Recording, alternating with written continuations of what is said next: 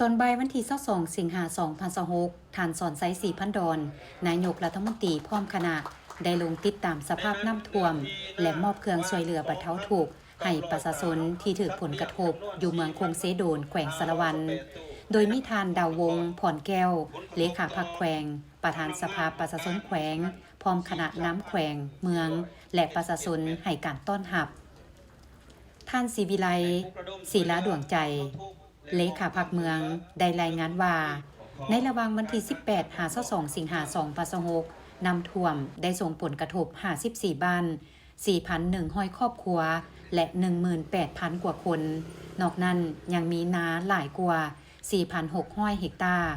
สัตว์ใหญ่ 1,900 กว่าตัวสัตว์ปีก 2,600 กว่าตัวโรงเรียน7แห่งสำนักงานรัฐ2แห่งและเส้นทาง15เส้น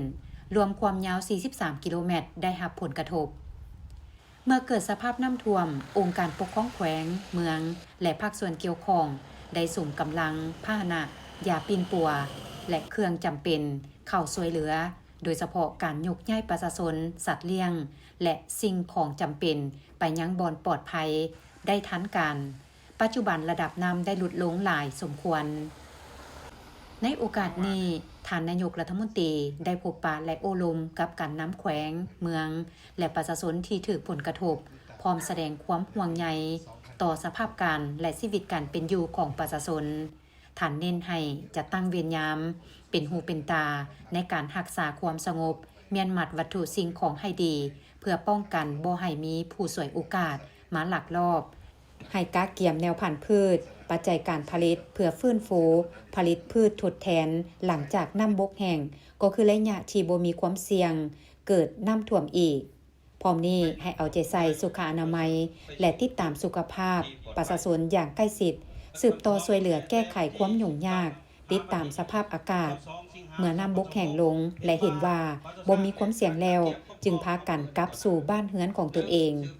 สำหรับการแก้ไขในระยะยาวท่านนายกรัฐมนตรีเน้นให้แขวงและเมืองสมทบกับภาคส่วนเกี่ยวข้องคนควรจัดสรรที่อยู่อาศัยใหม่ให้ประชาชนที่อยู่เขตต่ำและประสบภัยน้ำท่วมเป็นประจำเพื่อให้มีที่อยู่อาศัยที่มั่นคงและปลอดภัย